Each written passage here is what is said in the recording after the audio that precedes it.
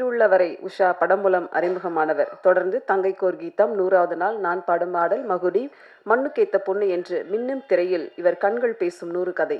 மெல்லிய சிரிப்பில் கண்ணாடி பிம்பமாய், ரசிகர்களை கவர்ந்த காவியமாய், திரையில் ஒலிக்கும் ஓவியமாய், மொத்தத்தில் 80களில் நம்ம காயுடு ராஷ்மிகாவோட கிரஷ் அப்படின்னா நளினி மேடம் தான்.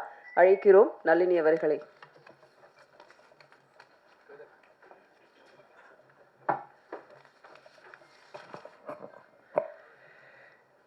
மேடையில் அமர்ந்திருக்கும் ஜாம்பவான்களுக்கும் இந்த மாதிரி ஒரு விழாவை உண்மையிலே நான் எதிர்பார்க்கவே இல்லை.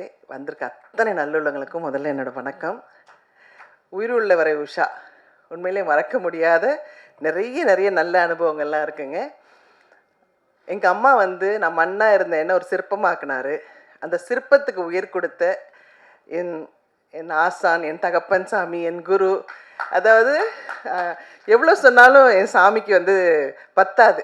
ஏன்னா எங்கள் டிஆர் சார் எப்படின்னா என்னை செதுக்கினது மட்டும் இல்லை, நான் ரவி அண்ணன் சொன்ன மாதிரி நடுவில் நிறைய கோச்சிக்கிட்டு இல்லை நான் நடிக்க மாட்டேன்னு போனால் அடுத்த நாள் எங்கள் வீட்டில் இல்லை இவ திருப்பி நடிக்க வரணும்னு சொல்லிவிட்டு நான் தான் வேணும் அப்படின்னு சொல்லி திருப்பி ஆக்ட் பண்ண வைப்பார் என்ன. அதுக்கப்புறம் திருப்பி அங்கே இருக்கிற ஒரு சில ஆர்டிஸ்ட் என்ன பண்ணுவாங்க, அவங்களோட சிஸ்டர்ஸ்லாம் கொண்டு நடிக்க வச்சாங்கல்ல சார், எல்லோரும் நடிக்க வச்சாங்க. ஆனால் அப்போவும் எங்கள் சார் எனக்கு ஹீரோயின்னா நளினி மட்டும்தான், நளினி பண்ணாதான் இந்த நான் படம் பண்ணுவேன்னு சொல்லிட்டு யாருமே செய்யாத ஒரு பெரிய விஷயம். இன்றைக்கி உங்கள் எல்லாரோடையும் இருக்கிறேன், பேசுகிறேன். எல்லாத்துக்கும் ஒரே காரணம் என் சாமி டிஆர் சார் மட்டும்தான்.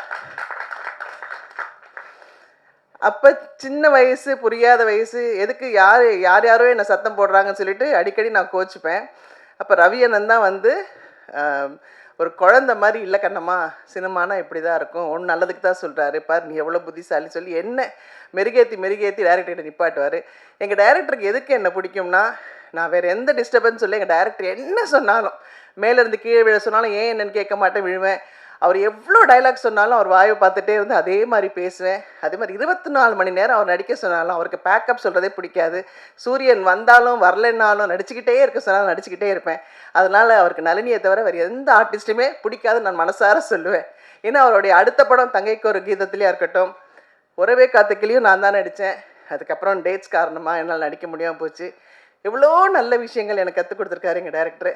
எனக்கு ஒரு சமயம் நான் அவர் விட்டு வந்ததுக்கப்புறம் என்னை திருப்பி முதல்ல காதல் அழிவதில்லை எங்கள் டைரக்டர் கூப்பிட்டு என்னை பார்த்த உடனே ஒரு தகப்பன் எப்படி கண்ணீர் விடுவாரோ அந்த மாதிரி விட்டு, நான் இருக்கேம்மா உனக்கு எத்தனை படம் வேணால் நீ நடிக்கலாம் அப்படின்னு சொல்லி என்னை திருப்பியும் நடிக்க வச்ச ஒரு ஆசான் அவர். ஸோ இவருக்கு நான் என்ன சொல்கிறது என்ன பேசுகிறதுன்னு எனக்கு தெரியல. அந்த மாதிரி ஒரு தெய்வம் எனக்கு இந்த மேடையை கொடுத்துருக்கு. இப்படி ஒரு விழாவுக்கு என்னை கூப்பிட்டதுக்கு ரொம்ப ரொம்ப சந்தோஷம். அதே மாதிரி தானு சார் படத்துலேயும் நான் தான் ஃபஸ்ட்டு ஹீரோயின். பட் அவங்கள பற்றிலாம் எனக்கு பெருசாக தெரியாது. ஆனால் அதுக்கப்புறம் அவ்வளோ பெரிய டிஸ்ட்ரிபியூட்டர் அப்படிலாம் சொன்னாங்க. என்னுடைய கல்யாணத்துக்கு நிறைய உதவினார் தானு சார். அவருக்கும் என்னுடைய பெரிய நமஸ்காரங்கள். செல்வமணி சார், விக்ரமன் சார், ரொம்ப சந்தோஷம். எவ்வளோ பெரிய ஜாம்பவான்கள் இவங்கெல்லாம். இவங்க இருக்கிற மேடையில் என்னை பேச வச்சதுக்கும் என்னை அழைச்சதுக்கும் ரொம்ப ரொம்ப சந்தோஷம். ஏன்னா ஒரு சாங் நான் வைகை கரை காற்றிய சாங் பண்ணும்போதெல்லாம் பார்த்தீங்கன்னா எங்கள் சார் மியூசிக் ரெக்கார்டிங்கே பண்ணலை. அவர் வாயில் சொல்ல நீங்களை ஆக்ட் பண்ண சொல்லுவார், அவ்வளோதான். ஆனால் நான் அதுக்கப்புறம் வேறு படம் போய் ராம்நாதன் சார் படம் அடுத்த படம் பண்ணும்போது ராம்நாதன் சார் அப்படியே எங்கள் சாருக்கு ஆப்போசிட், பேசவே மாட்டார். அவர் பேசவே மாட்டேன்னு அவர் வாயை பார்த்துக்கிட்டே இருப்பேன். அப்போ ரவி அண்ணன்கிட்ட சொல்லுவேன், என்ன ரவி அண்ணா இவர் ஒன்றுமே பேச மாட்டேங்கிற, நம்ம டைரக்டர் எவ்வளோ பேசுவார், எவ்வளோ மியூசிக் போடுவார், நமக்கு எவ்வளோ எக்ஸ்ப்ரெஷன்ஸ் வரும் அப்படின்வேன். ஸோ அப்படியே ஒரு ஆப்போசிட் தான் ராம்நாதன் சார். ஆனால் எனக்கு எங்கள் டைரக்டர் எப்போ கூப்பிட்டாலும் சந்தோஷமாக நிற்பேன்னா எங்கள் டைரக்டருக்காக தான். ஸோ எங்கே இருந்தாலும் எங்கே சுற்றினாலும் நான் ஏதாவது கோயிலுக்கு போகணுன்னா ஃபஸ்ட்டு என்னுடைய டேப்பில் பார்த்தீங்கன்னா எங்கள் டைரக்டரோட சாங்ஸ் தான் இருக்கும். எங்கள் டைரக்டர் தான் எனக்கு எல்லாமே, சகலமும் எங்கள் டைரக்டர் தான். ஸோ அவர் சகலக்கலா வல்லவன் மட்டும் இல்லை, சகல தெய்வமும் அவர்கிட்ட இருக்குது. ஸோ எனக்கு நல்லது கெட்டது எல்லாம் இந்த நேரத்தில் இப்படி நடக்கும், இப்படி பண்ணும் அப்படின்லாம் சொல்லிக்கிட்டே இருப்பார். ஸோ அவ்வளோ சந்தோஷம் இப்படி ஒரு நல்ல நிகழ்ச்சியில் என்னை கூப்பிட்டதுக்கு. Thank you sir, thank you so much sir. இந்த படத்தில் உங்களுக்கு பிடிச்ச ஃபேவரட் சாங் என்ன, அது மட்டும் சொல்லுங்களேன். எனக்கு இந்திரோகத்து சுந்தரி சாங் பிடிக்கும். அதே மாதிரி வைகை கரை காற்றினேன்.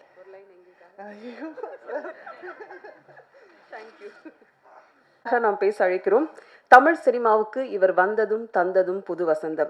ரத்தம் சத்தமின்றி மென்மை காதலை மனதை வயிறால் வருடும் பாடல்களும் படங்களும் தந்தவர். தன் படைப்புகளில் குடும்பங்களை கொண்டாடியவர். படங்களின் படைப்பாளி இயக்குனர் அவர்களை சில வார்த்தைகள் பேச அழைக்கிறோம். அனைவருக்கும் வணக்கம். நான் திருநெல்வேலியை சேர்ந்தவன்.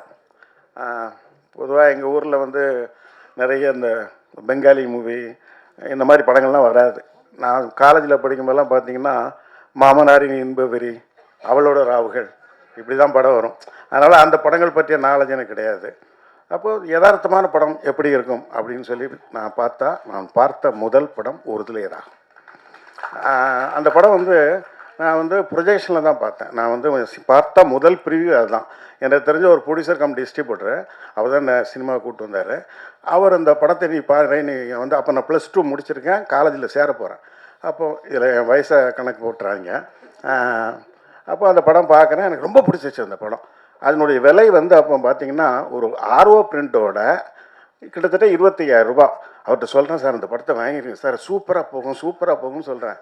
அவருக்கும் அந்த படம் பிடிச்சிருந்தது. அவர் என்ன சொன்னார், படம் நல்லா இருக்குது, ஆனால் இதெல்லாம் ஓடாது, இது அவார்டு தான் வாங்குவோம் அப்படின்னார். இல்லை சார், டெஃபினட்டாக ஹிட் ஆகும் சார் அப்படின்னு சொன்னேன். அவர் அதை வாங்கலை, மிஸ் பண்ணிட்டார். அந்த படம் எங்கள் ஊர் சிவசக்தின்ற சிவசக்தி தேட்டரில் மட்டும் 3.5 லட்சம் ரூபாய் ஷேர், கிட்டத்தட்ட 25,000 ரூபாய்க்கு வாங்கியிருந்தாருன்னா ஒரு தேட்டர் ஷேர் மட்டுமே எத்தனை மடங்கு பார்த்துங்களேன். அப்போ ஹோல் திருநெல்வேலி டிஸ்ட்ரிக்டில் அதை எவ்வளோ கலெக்ட் பண்ணியிருக்கோம், அவ்வளோ பெரிய ஒரு ஹிட்டு. எனக்கு அதில் என்ன சந்தோஷமாக நம்ம ஜட்ஜ்மெண்ட் கொஞ்சம் கரெக்டாக இருக்குது அப்படின்ட்டு. அப்புறம் டிஆர் சார், அந்த படத்துலேருந்தே நான் அவருடைய ஃபேன். ஏன்னா அவ்வளோ அழகாக அந்த படத்தை உருவாக்கினவர் அவர் தான். அதுக்கப்புறம் அவருடைய படங்கள் வசந்த அழைப்புகள், இந்த படம் எங்கள் ஊரில் ரிலீஸ் ஆகலை. அதனால் நாங்கள் வந்து நாகர்கோவிலில் போய் நானும் என் ஃப்ரெண்டும் போய் பார்த்துட்டு வந்தோம் அந்த படம். அப்புறம் ரயில் பயணங்களில், அப்புறம் இந்த படம் உயிருள்ள ரிஷா. இந்த படம் பண்ணும்போது நாங்கள் காலேஜில் தேர்ட் இயர் படிக்கிறோம். எங்களுடைய ரொம்ப ஃபேவரட் படம் அந்த படம். எல்லாருக்கும் இந்த படம் வந்து எங்கள் ஊர் அப்போ பார்த்திங்கன்னா எல்லா டீ கடையிலையும் இந்த பாட்டு தான், உயிருள்ள ரிஷா பாட்டு தான் ராத்திரி பகலாக மாறி மாறி ஓடிக்கிட்டு இருக்கோம். கட்டடிப்போம் காலேஜுக்கு அந்த பாட்டு, இந்திர லோகத்து சுந்தரி ராத்திரி அந்த பாட்டு, வைகை கரை காற்றே நெல், இந்த மாதிரி பாட்டுகள்லாம் ஓடிக்கிட்டே இருக்கும். அதெல்லாம் திரும்ப திரும்ப நாங்கள் கேட்டுக்கிட்டே இருப்போம். படத்தையும் திரும்ப திரும்ப பார்த்துக்கிட்டே இருப்போம். எங்கள் ஃபேர்வெல் டேக்கு நாங்கள்லாம் பார்த்த படம் உயிருள்ள ரிஷா தான். கிட்டத்தட்ட ஒரு 43 வருஷம் கழித்து இப்போ பார்க்கும்போது அப்படியே கண் கலங்குது எனக்கு. ஏன்னா நம்முடைய மலர் நினைவுகள்லாம் ஞாபகத்துக்கு வருது. ரொம்ப அற்புதமான ஒரு லிரிக் ரைட்டர் டிஆர் சார். நல்ல டைரக்டர், நல்ல ரைட்டர், நல்ல நடிகர், எல்லாமே அவர் பண்ண எல்லாமே அற்புதமான விஷயங்கள் தான். ஆனால் நல்ல லிரிக் ரைட்டர், எனக்கு அதுதான் முதல்ல ரொம்ப கவர்ந்த விஷயம். பொதுவாக எல்லா கவிஞர்களுமே இலக்கியத்திலேருந்து ஏதாவது எடுத்தாழ்வாங்க. ஆனால் இவருடைய பாடல்களே ஒரு இலக்கியமாக இருக்கும். அந்த அளவுக்கு ஒரு தலை சிறந்த ஒரு பாடலாசிரியர். இந்த படத்திலே பாருங்கள், இப்போ கேட்கும்போது தான் தெரியுது, பாவை புருவத்தை வளைப்பது புதுவிதம், அதில் பரதமும் படிக்கிறது அபிநயம். அப்புறம் வைகைக்கரை காற்றே நெல், திருக்கோவில் வாசலது திறக்கவில்லை, திருக்கோடி பூஜை எதுவும் நடக்கவில்லை, தேவதையை காண ஒரு வழியும் இல்லை, தேன்மொழியை கேட்பதற்கு ஒரு வகையும் இல்லை, காதலில் வாழ்ந்த கன்னிமனம், காவலில் வீழ்ந்த கன்னிமடம் அப்படின்னு சொல்லி ரொம்ப அற்புதமாக எழுதியிருப்பார். கூண்டுக்கிளி அலையும் போதும் கூண்டுக்குள்ளே அலையும் போதும் காதல் கிளி அவள் பாவம் அப்படின்னு சொல்லி எழுதியிருப்பார். காற்றே இளம் காற்றே என் கண்மணி அவளை கண்டால் நீயும் காதோரம் போய் சொல்லு அப்படின்ட்டு. எனக்கு அது கூட ரொம்ப அழகான ஒரு விஷயம் என்னென்னா, ஒரு கிட்டத்தட்ட ஒரு சோகப்பாட்டு, அதை ஒரு ரிதமிக்காக பண்ணி அதை நம்ம தாளம் போடுற மாதிரி பண்ணியிருப்பார் பாருங்க. என்ன அற்புதமான ஒரு மியூசிக் டைரக்டர் பாருங்களேன். பல காதல் பாடல்கள், வரிகள், அப்புறம் ரயில் பயணங்கள் சொல்லலாம். அப்புறம் இது உறவை காத்த கிளி, எந்த பாடல்களில் நீ நீலாம்பரி, அந்த பாட்டு ரொம்ப என்னுடைய ஃபேவரட் சாங். அது என்னுடைய காரில் செக் பண்ணிங்கன்னா என்னுடைய பாட்டு டிஆர் சார் ஹிட்ஸ்னே ஒரு சிடி இருக்கும். கிட்டத்தட்ட 98ல் நான் ரெக்கார்ட் பண்ணேன் அந்த சிடி. இப்படி ஒரு தலை சிறந்த ஒரு பாடலாசிரியர், இசையமைப்பாளர். நான் கூட டைரக்ட் பண்ணும்போது டிஆர் சாரை வச்சு ஒரு படம் மியூசிக் பண்ணுவோமா அப்படின்னு கூட நான் நினப்பேன். பெரிய டைரக்டர்னால எனக்கு கொஞ்சம் கூச்சமாக இருக்கும், நம்ம போய் எப்படி கேட்குறது அப்படின்ட்டு. ரொம்ப அற்புதமான ஒரு படைப்பாளி, பல சாதனைகளுக்கு சொந்தக்காரர் அவர். இந்த ரீ ரிலீஸ்லேயும் இந்த உயிருள்ள ரிஷா ஒரு மிகப்பெரிய ஹிட்டாகி இதுலேயும் அவர் ஒரு சாதனை படைப்பார்னு நான் நம்புகிறேன். ஒரு ரசிகனாக என்னுடைய வாழ்த்துக்கள். நன்றி சார். இந்த காதல் படங்கள் எதுவும் ஜெயப்பிரியா மேடம் காதலுக்கு ஏதாவது துணை புரிஞ்சுச்சா சார்? ஏதாவது பாடல்கள் போட்டு காட்டுங்களா? அப்படிங்களா? ஓகே. அடுத்ததாக நாம் பேச அழைக்கிறோம்